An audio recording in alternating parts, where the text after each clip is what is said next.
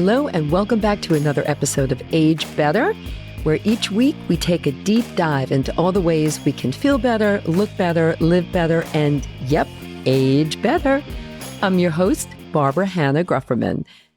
All right, everyone, I can't wait until you listen to this conversation I had with Michael Clinton, who is the author of Roar into the Second Half of Your Life Before It's Too Late, and who is also founder and CEO of Roar Forward. Roar Forward is an intelligence, insights, and content platform focused on the dynamic and growing 50-plus demographic. Yes, we are big and we are growing. Yes, we are. Michael is a globally recognized speaker on the new longevity, serving on the board of the Stanford Center on Longevity and as a member of Estee Lauder's Longevity Collective. His best-selling book, Roar into the Second Half of Your Life, is the very foundation for Roar Forward's mission. And by the way, I'll be giving away a few copies of this terrific and motivating book, which Michael did sign. So check out my posts on Facebook and Instagram to get the scoop on how you can enter and possibly win a copy. One thing that definitely came out of this conversation is that Michael and I are kindred spirits, without a doubt. We are both from working class families that didn't have a lot of money and didn't offer a lot of opportunities. And so we each knew at a very early age that we were just going to have to figure it out and make it happen. And that's pretty much how I think we are both approaching midlife and getting older. We're figuring it out. We're roaring ahead, each in our own but very connected way. So in this chat, Michael will share insights on how Roar Forward is helping people redefine the second half of life through research that they do, seminars, workshops, and lots of original content and other great things. We'll discuss the benefits of joining this vibrant community and how it's really changing the narrative around aging. So you know what to do. Pop in your earbuds, take me with you for a walk while you listen, and get ready to take charge of your life starting right now. Stay tuned.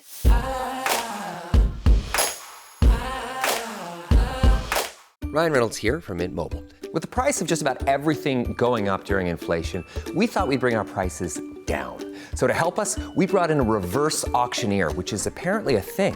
Mint Mobile Unlimited Premium Wireless. How to get 30, 30, bit to get 30, bit to get 20, 20, 20, bit to get 20, 20, bit to get 15, 15, 15, 15, just $15 a month? Sold! Give it a try at mintmobile.com/switch. $45 up front for 3 months plus taxes and fees. Promo rate for new customers for limited time. Unlimited more than 40 gigabytes per month. Slows full terms at mintmobile.com.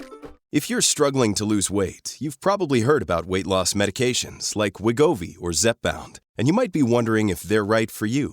Meet PlushCare, a leading telehealth provider with doctors who are there for you day and night to partner with you in your weight loss journey. If you qualify, they can safely prescribe you medication from the comfort of your own home. To get started, visit plushcare.com/weight-loss. That's plushcare.com/weight-loss. plushcare.com/weight-loss.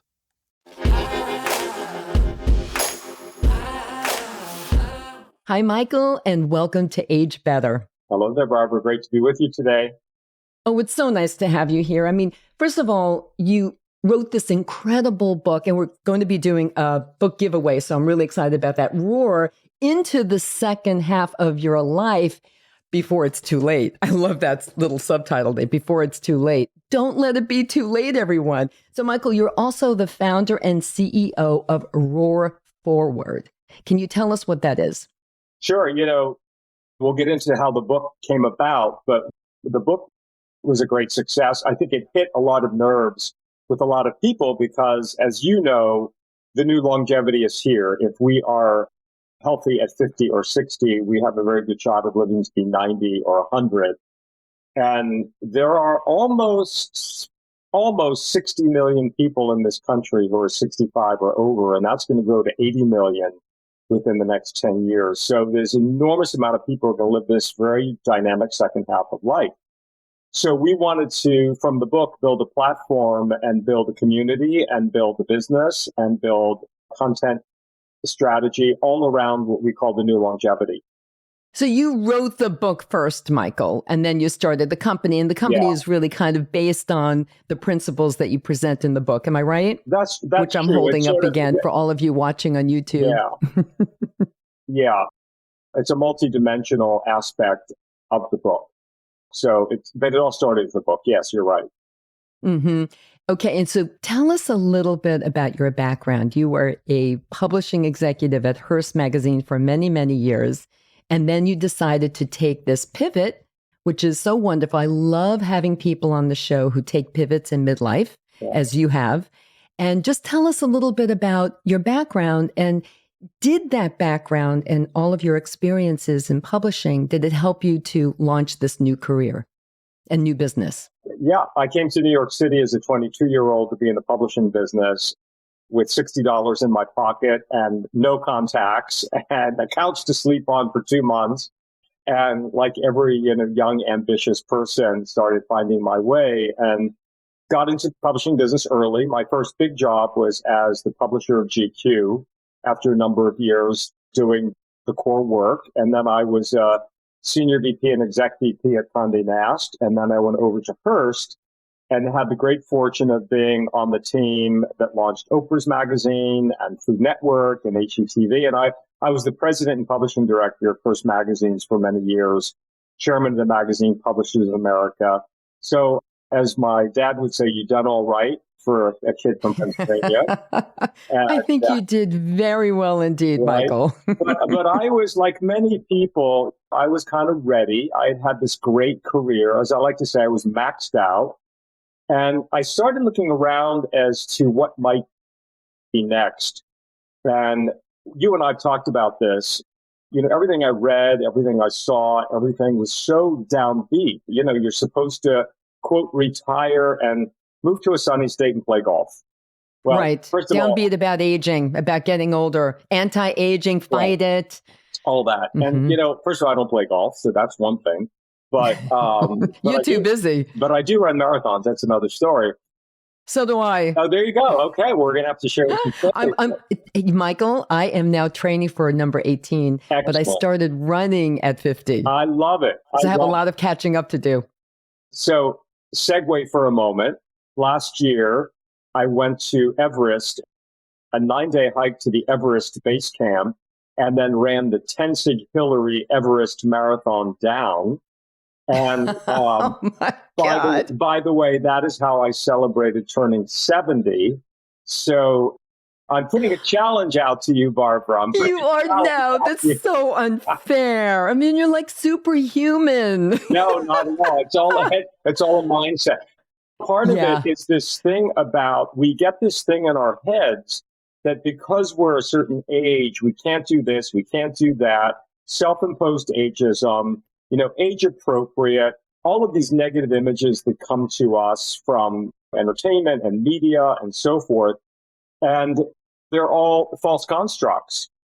As I was sort of out there saying, okay, I'm ready to roar. I'm ready to go and do my next thing. Roar is the word I used. I was like, okay, I have to write a book about this because I need to become a voice in this space. And I need to meet a lot of other people who are like me. So I actually, as you know, interviewed 40 amazing people who were in the book. And I've now collected over 100 stories, which are all on roarforward.com. We call them the Reimagineers.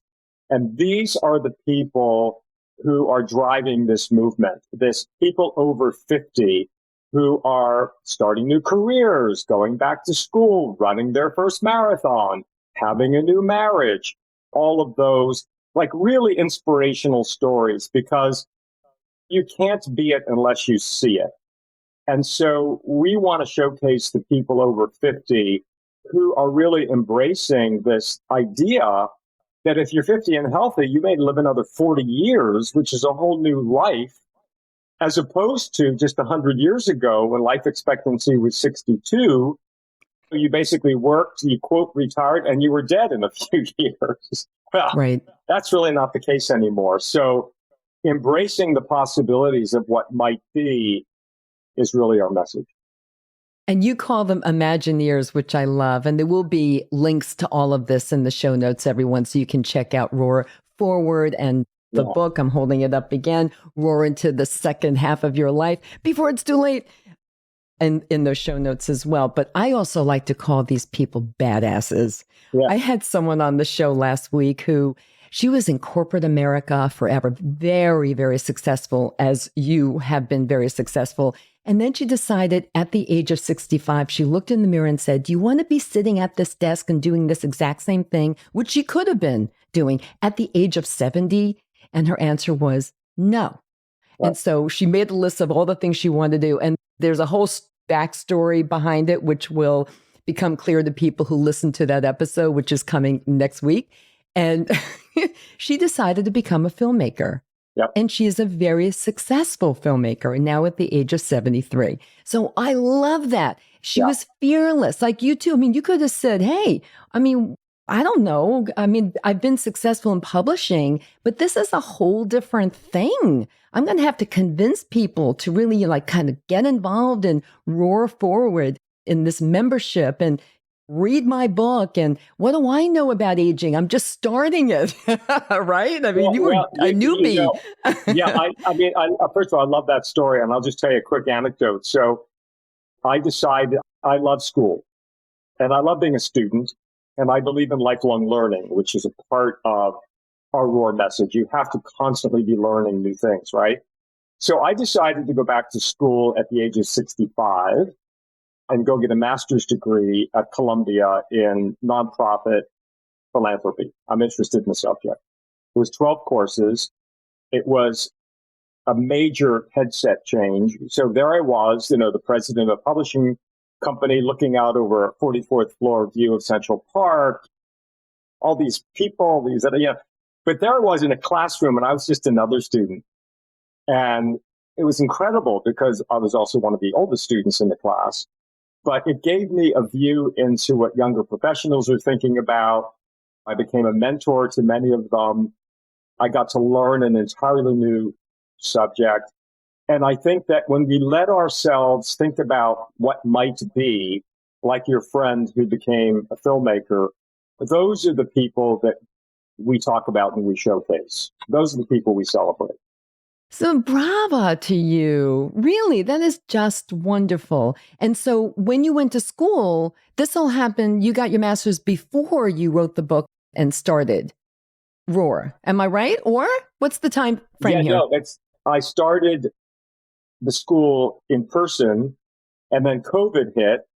And then I finished the master's via Zoom and I ended up writing the book during COVID, which was, I had a dual track of both finishing a master's degree and writing a book. So I was fortunate to have a very productive time during COVID. I was also working as... You sure did. Very productive. Yeah. And I was and still work as an advisor to the CEO of Hearst. So I was... Of Hearst, right. Yeah. Now, ROAR Forward is in partnership with Hearst. Am I right? Yes, that's correct. Okay, so tell us a little bit more about that now. Let's segue into that. What is it exactly? I mean, you did mention what it is and what it does and what you offer, but it's a membership, correct? We have two kinds of memberships. We have memberships for individuals, people who want to learn more and be a part of this community. And we call that the ROAR Mastermind. And those people come to our events and get our content, our bulletins, our ROAR report, and so forth. And they tend to be people who are really interested in becoming a reimagineer and really redesigning the second half of their life. And the other side of our membership is a B2B business where we produce content for C-suite. It's important, Barbara, for businesses and leadership to really understand what is happening with this huge social movement, we call it, because it affects their products, their services, their customers, their marketing, their advertising, their employees. Right. So we produce something called the ROAR Report and Bulletins, which is a heavy download of content all around the new longevity phenomena. And we do consultancies with companies with big global brands. We do content production for them around the whole idea of the new longevity. And so we're engaged with over 50 companies. We have a team now of 10 people who work on this. So I think it's really important to bring the message to business and business leadership while at the same time inspiring individuals who want to become a part of our world. Oh, that's wonderful. I mean, I'm very tuned into that space, of course, because of what I do. And I love seeing the research behind what are we thinking as a group, as a demographic? Where are we going? What are we interested in? What are we spending money on? What are the trends that we are setting? Yep. Because we do. Yep. And as we know, we still are the ones with the money, of course. So that's really a fascinating aspect of your company. Well, what's interesting to pick up on your comment, if you looked at today in the United States, 35% of the population is over 50. And by the way, the first millennials turned 50 in 6 years, which is almost inconceivable to think about, right? It's crazy. Correct. Today, if you looked at the 50 plus marketplace in the US at $8.3 trillion of spending power, it would be the third largest country in the world. So think about that in terms of spending power, but also in terms of assets. The majority of the assets, for better or for worse, are owned by 50 plus person in this country. And by the way, they will transfer over $70 trillion worth of assets down to the next generations. Exactly right. Over the next 20 years. So, I mean, there's a benefit for those who are fortunate enough to have that kind of family. But what's really interesting, and you touched on it, is, the boomers were really the original activists. And I like to say, that the boomers were the ones who first marched against Vietnam. They led the charge for the women's movement, for civil rights movement, LGBTQ movement, launched Earth Day. We could go on. The boomers are just tapping into their activist DNA by really challenging what it means to live longer, what it means to age better, so to speak, what it means to really have a very different kind of, they're building the model for the new model for themselves, but also for the next generations. Much like women did in the women's movement. I mean, it was the same thing. Today's 25-year-old woman looks at the world around her and sees so many role models of what she can be, including the new president of Mexico, who was just elected. Incredible. Incredible. Right? But she can look at the world and say, well, gee, I can head up the World Bank. I can be the CEO of a Fortune 500 company. I can do so many things that just a couple generations ago, there weren't a lot of role models. So now we're building role models for what 60, 70, and 80 can look like in this long new lifespan that we're all hopefully going to enjoy. Right. And I'm a big, firm believer that in order to get to our 70s, 80s, 90s, and even 100 and beyond, we really do need to focus not only on the mental and the mindset, but also very much on the physical. And that is, I think, a big part of what I try to do with my podcasts and books and stuff, whatever it is I'm doing, is I really have people really focus on that so that you have the energy and the endurance to be mobile and independent so that you can do all of these things that you talk about in your book and also in Roar Forward. So it's interesting because men and women, yes, we're all aging, but we can sometimes have different experiences with aging. Certainly physically when women go in midlife and then they go through menopause and there are those experiences, and certainly empty nesting and whatever it is, the experiences can still be different. So do you take that into consideration when you're developing programs and content for this audience? And do you feel, I'm really curious, right now, currently, your membership, is it 50-50? Is it more men who can sometimes have a trickier time in some ways going into midlife? Yes. It's slightly higher female. I think women are better at reinvention in general. I think it's because women have traditionally been more flexible in their lives in general. They're having children, they're stepping out of the workplace, going back into the workplace, they're adapting to. I think men have had more struggles and have more of their identity built into what they did for a living. Right. So it's hard sometimes and harder. We have a course called Life Layering, which is a sort of a toolkit to help people uncover and discover how they can build a second half I'll give you an example. We call it, you have the 3 Ps: parenting, partnering, and professional. And you may not have all 3 Ps, but in your life, but by, they're pretty much big, heavy self-identifiers. But what happens, as you said, is kids grow up and go away. Professions oftentimes sunset, at a certain point, and hopefully the partner sticks around.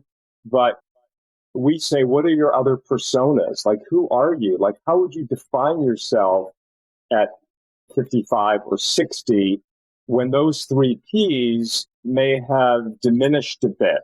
I mean, you're always going to be a parent, but let's face it, the kids aren't interested in being with you every day. So, you're going to be a parent from a very different kind of parent than when you were taking care of them when they were at home. We're trying to get people aware of the fact that the life cycle that was traditionally a 60 plus life cycle is being completely disrupted because of the long life that you're going to potentially live. So what are you going to do with those additional 30 years? I'm on the board of the Stanford University Center on Longevity, and the founder, Dr. Laura Carstensen, is a psychologist. They do a lot of research on this front. And this idea of having 30 more years of potentially, productive, hopefully health span and wealth span to be able to afford it, gives everyone an enormous opportunity that has never existed on planet Earth before. So it's really it's incredible. Raising the awareness. Yeah, raising the awareness and having people really think about what it is they may want to do. Yeah.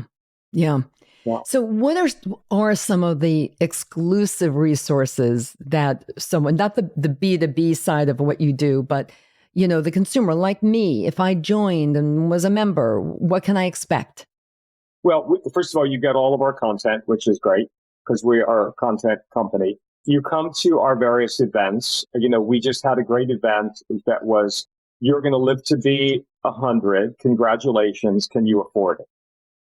And, we had a great panel of experts who really talked about this notion of how you're going to fund a 100-year life or a 90-year life.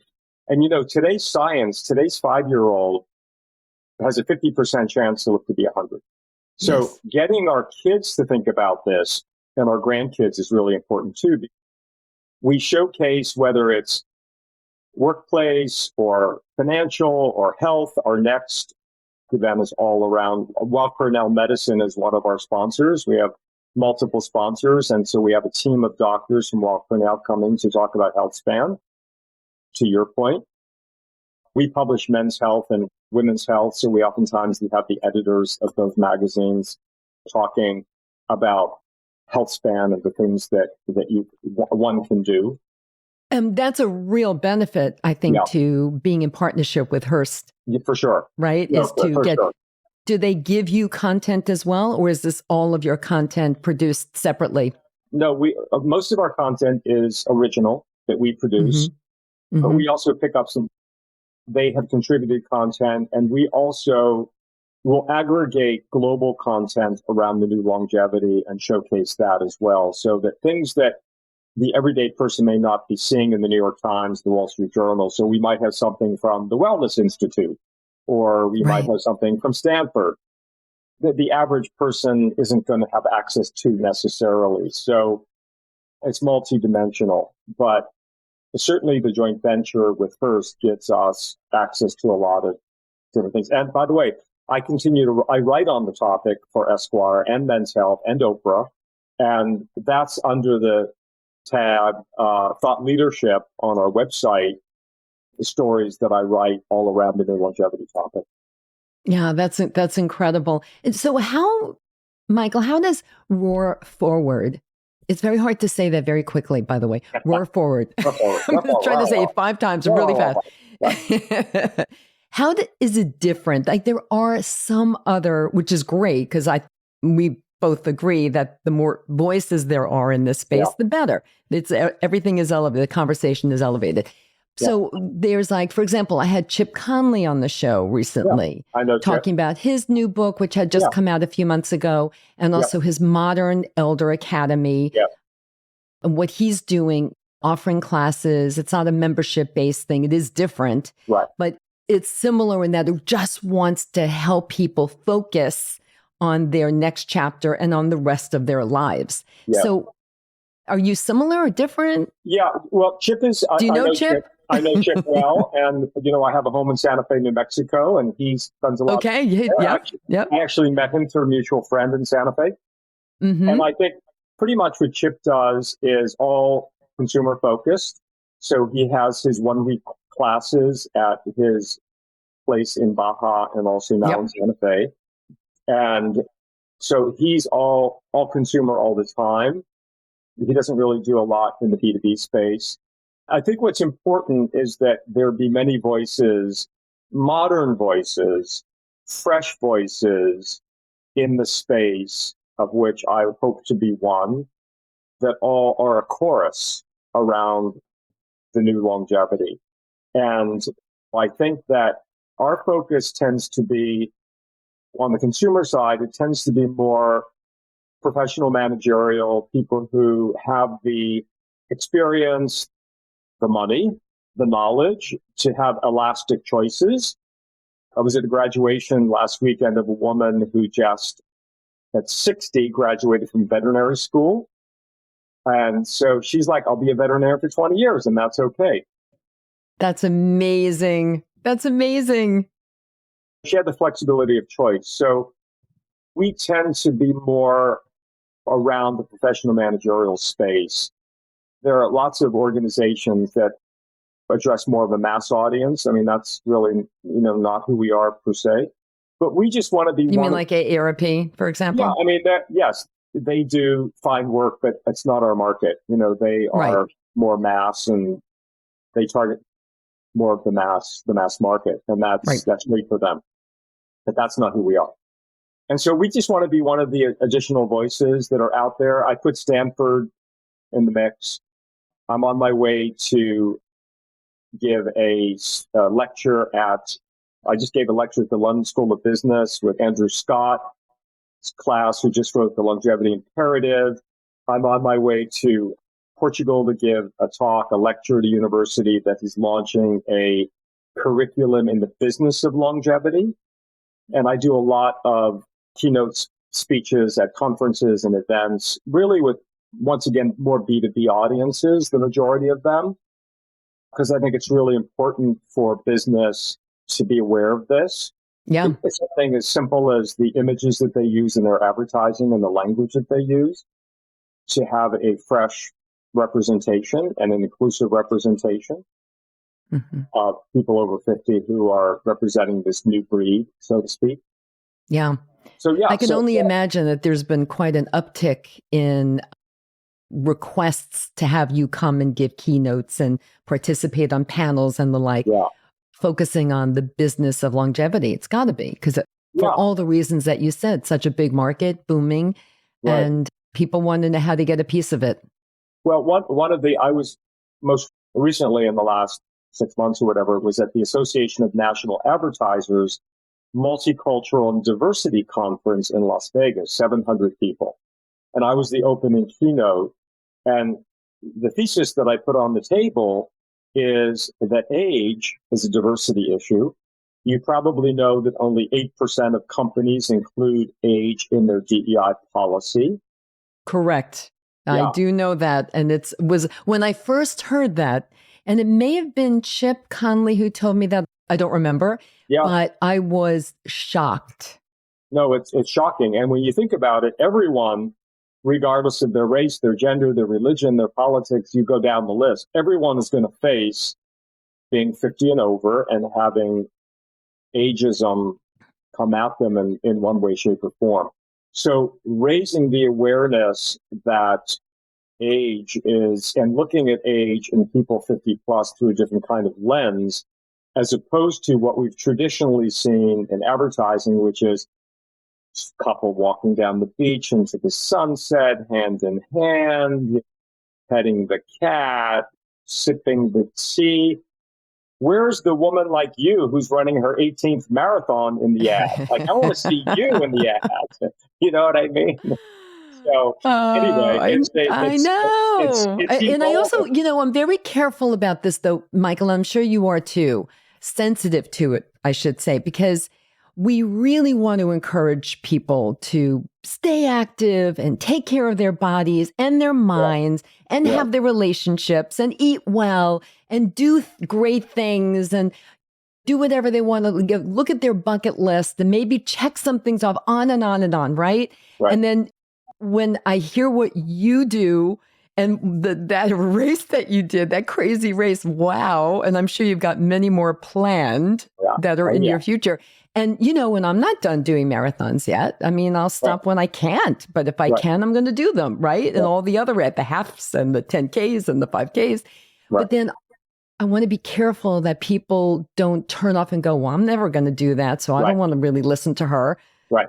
I'm not going to run marathons. I don't even want to run, let alone run a marathon. So I'm always very careful about that. Yes. I never say you guys should be running marathons, but I do say you should keep moving. Move your body throughout the day. Keep your brain going. Get out there and interact with the world. Yes, I do say that, but you don't have to run a marathon. No, I'm with you. In fact, I always, in my talks, when I'm introduced and they have all these things that they list, I would say, listen, this is the caveat. I'm a very annoying human being. I'm very annoying because... Yeah, my family says that about me too, Michael. We have so much in common. And I say, you don't have to do what I do. That's not my message. My message is not you should run a marathon. My message is you should make your own choices of what you want to do to do all the things you said. And we have, in our life layering course, we have sort of 4 or 5 tools. And one of the tools that we have in terms of exploring this is we say, go back to your younger self. When you were in your early 20s, there was something that you were passionate about that you probably gave up.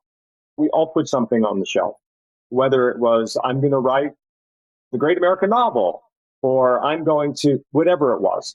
Go back and reclaim that in some form. That is a simple exercise that anyone can do. And you're not going to be an Olympic athlete, but you can compete in masters athletics if you want. One of the women we profiled in the book is a woman who did want, in fact, be a mystery novelist. And in her late 50s, she decided that she was in sales and marketing world, and she decided she wanted to pursue this dream that she left on the shelf. And she started taking classes, and she went to Dan Brown's masterclass, and she joined the Mystery Guild Writers of America, and on and on and on. And it took her 2 years, and she wrote a book, which got rejected by 180 publishers, said she. But she's in the sales business, so she knows about resiliency. And she wrote a second book, which got picked up by a publisher.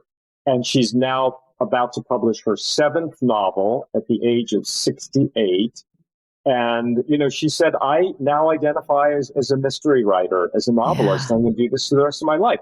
Yeah. Yes, exactly right.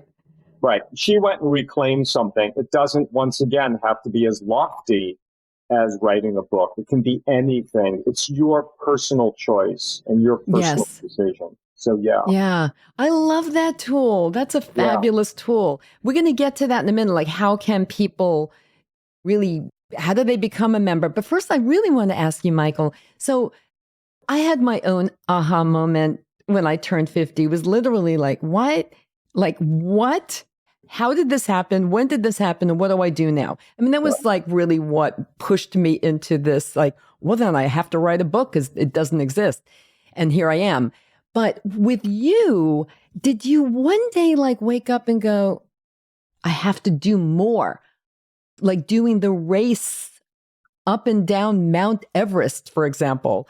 I mean, did you just say, I'm going to push myself even more? Or like how the whole experience of understanding that you were now aging, that it was real, it was not a concept. Yeah. How did it change how you view your own life? It's a great question. But first of all, I'm going to go back to the annoying self. I came from a very poor working class family. So There was no money. There were 6 children. There was a struggle. There was no education. I was the first person to graduate from college. Going to college was a major pivot point for me at 20 years old or whatever age in my 4 years of college. That was the opening of my life in a way that was epic. And I realized then that if I was going to have a life and an experience, then I needed to do it on my own. I needed to be motivated and driven. This question of nurture versus nature, it was not nurture. My parents were great parents, but it was really nature that sort of took me there. So I had a personality that was always like this my whole life. I was always up and ready for the new thing. I'll tell you a quick story. I had run marathons for many years, and then I stopped. And my sister called me. I was 55 years old, and my sister called me and said, would you run a marathon with me? And I said, well, when did you start running? And she said, tomorrow. So we picked a marathon, and I said, I probably have one more in me. What was the marathon? What was it? We picked the London Marathon because it was the week of her birthday. So Lovely. a group of family went over. We ran the London Marathon, and the night before, I went to a party. We published Runner's World magazine, and I went to a party. My favorite magazine, need I say? There you go. And I went to a party the night before, and I met a guy who ran 7 marathons in 7 continents. Mm-hmm. And I just had a aha moment about that's a really cool idea. I didn't say I want to do it. I just said, that's a really cool idea. So we finished the London Marathon. My sister was ecstatic, her first run. And I said, remember that guy we met the other night? You want to go run another marathon? And she goes, yes, let's go run another marathon. So we went and we ran the Buenos Aires Marathon in Argentina. And because we picked a second continent just to kind of feel the waters. Well, long story short, when I turned 60, I ran my 7th marathon on my 7th continent when I ran the marathon on Antarctica. So You get a standing ovation, Michael. Oh, that's fabulous. But wait a minute, you did it with your sister still, or? Yes.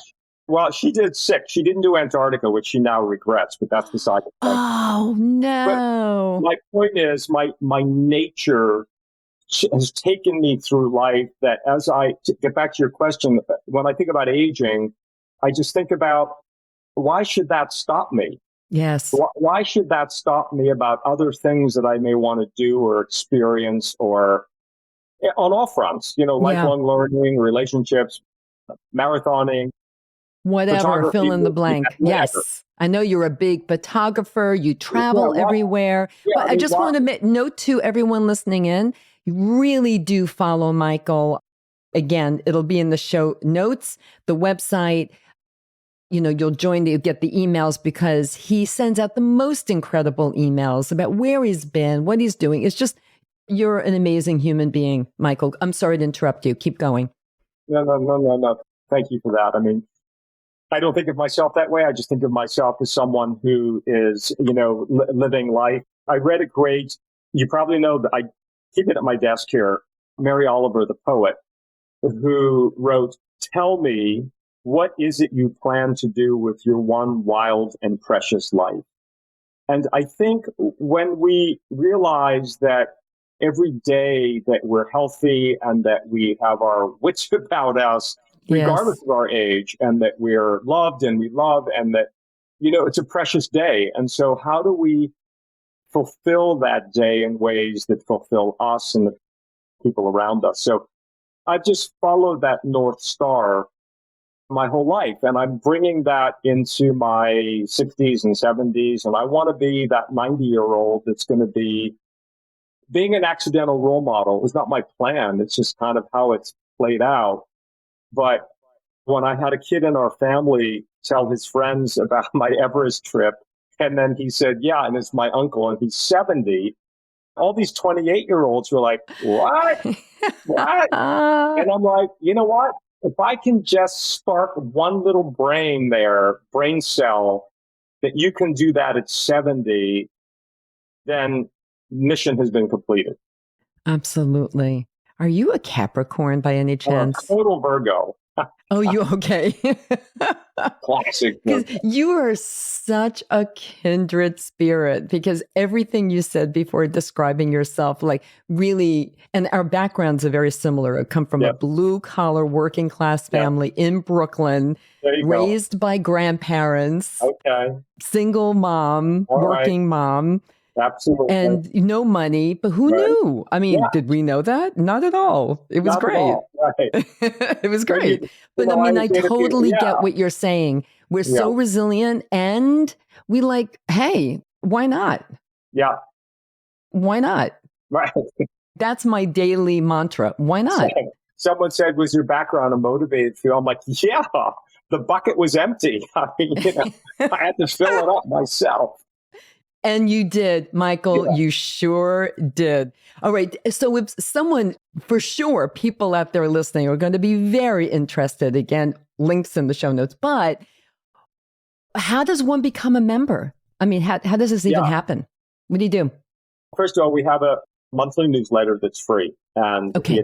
people can sign up. That's what I get. Mm-hmm. Yeah, Also, people can sign up on the website. We have a lot of great content. We have a lot of inspirational stories. You've probably seen some of them since you're a subscriber to the newsletter. We have a big community. We have over 20,000 people who are subscribers to our newsletter from, all over the world, quite honestly, which has been great. And then our Roar Mastermind is a paid membership model. And so people can reach out to me if they want to learn more about it, and we'll connect them and give them the details as to what that all means. yes. And you can follow me on LinkedIn and follow me on X, and you can follow Roar Forward on Facebook. There's a steady stream of content there as well, which is different and unique unto itself. Our goal is to just keep getting the message out there and inspire people that, by the way, you mentioned this earlier too. I always say to people, all things are possible. When people say to me, well, I don't have any time and I don't have any money, I say, well, first of all, time is yours to decide what you're going to do with. And there is a lot of money out there for people who want to go back to school, who want to reskill and retrain. There are lots of free courses with Coursera and online. One of the women we interviewed in the book who decided in her 50s to go to med school, and she had been an English major, and she went back to school and got chemistry and biology, and then went to med school. She got everything paid for through scholarships. She did the work. So you have to do the work to find sources to pay for things. Yeah. I mean, there are people who decide they want to do something and they can seek help through grants as well as scholarships. Programs. I mean, there are many, many ways, many avenues. Yes, Absolutely. I agree. You just have to really kind of put your brain to it and figure it out and be fearless. This is something I talk about a great deal. If you're going to pivot and you've decided that you're going to make some changes in your life and you're going to roar forward, being fearless is critical, because if you have fear, it can freeze you up and you won't take that next step. Right, Michael? I'm sure you encountered this all the time. Absolutely. And having the courage to and by the way, I say to people, take the baby step. You don't have to jump into a master's degree. Take a baby step. Right. Take a course. Take a weekend course. Take a week-long course. Take a certificate. If that's what you want to do to pursue a new path. A woman that I interviewed in the book, she worked in restaurants. She was basically a hostess. She was a high school graduate. And she wanted to get out of the restaurant business, and she wanted to somehow get into the healthcare space. And she took a free course online to be a nurse's aide, and she got a certificate of some sort. And then she went and she started working as a nurse's aide. And then that led her to say, maybe I think I want to be a licensed practical nurse. And that led her on a journey. So sometimes a baby step can take you on a path to places that you didn't necessarily know. But to your point, you have to let go of the fear and step into the water. Just one other quick story, which you'll love. There's a guy that I interviewed. He was terrified of the water. And he and his wife ended up moving to a beach town in California. And his wife bought him a wetsuit as a gift. And one day, he said, I hate water in general. I hate seafood. I hate water. I'm afraid of water. I'm fearful of water. I don't want to go in a swimming pool. I mean, this guy had a lot of things about water. Who knows why? Yeah, But who knows anyway, why? Wow, that's a big fear. One day, he puts on the wetsuit and he went into the ocean on the Pacific. And he said he had an out-of-body, otherworldly experience in the water. And to make a very long story short, he ended up taking surfing lessons. He ended up becoming the co-owner of a surf shop. He ended up participating in surfing competition, and he is now the CEO of the World Surf League. He left his job and his Such career. a great story. He put his toe in the water, literally, literally put his toe in the water. Oh my, that is a fabulous Isn't that a story great and a story? I great love example that. of what you're talking Yeah. about. Yeah. Put your toe in the water. Put your toe in the water. That's really all it takes, everyone. And take that first step. Yep. Just take a step, a baby step, and who knows what will happen next. Right. So you have to not only be fearless, but just be so open to the possibilities that could happen. So this was great, Michael. You are such an inspiration, and I really, really thank you. You are a busy guy, and I really thank you for joining me today. But before I let you go, and I hope you'll come back again and kind of continue this conversation, really do. But before I let you go, just give us 3 key takeaways that you really want the Age Better audience to remember from this talk today. So, number 1 would be release yourself from the self-imposed ageism that we all get cloaked with. And that is the first R of ROAR, which is an acronym, is the reimagination process.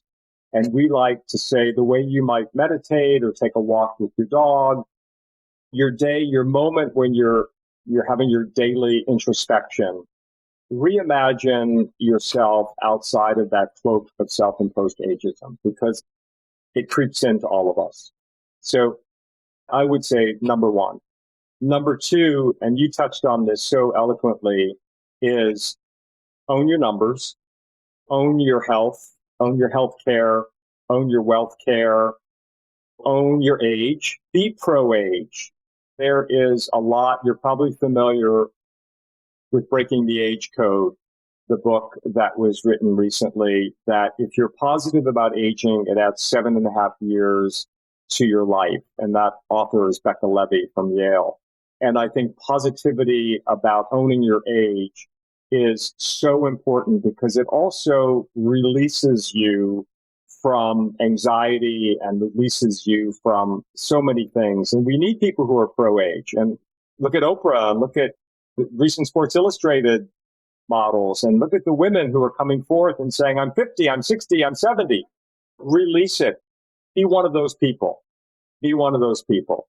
And the third thing I would say is, you touched on this too, you know, at midlife, at 50, at 60, relationships, we've carried a lot of relationships with us that may no longer be productive or positive. They may, in fact, be toxic. You know, I'm in the editing business as a publisher. So I say to people, edit out those people who are the negative influences. Who is lifting you into the next place that you want to go? So do a relationship audit and do the editing that goes with that. So those would be my 3 lessons that I would pass on today.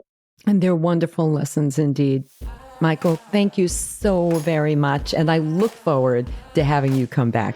Thanks, Barbara. And happy running. You too. Okay. Thank you. Thanks for tuning in, everyone. If you enjoyed this episode of Age Better Podcast, please do a few things. First, share it with all your friends and family. Then, subscribe to Age Better wherever you listen to podcasts, including YouTube, so you never miss a single episode. Finally, if you have ideas for topics you want me to cover in a future episode of Age Better, send an email to agebetterpodcast@gmail.com or reach out to me on social media.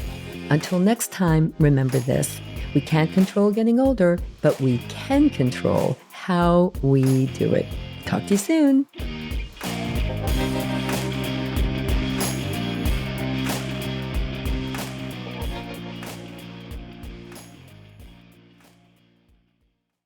Age Better Podcast is a proud member of the Sound Advice Network. Sound Advice, women's voices amplified.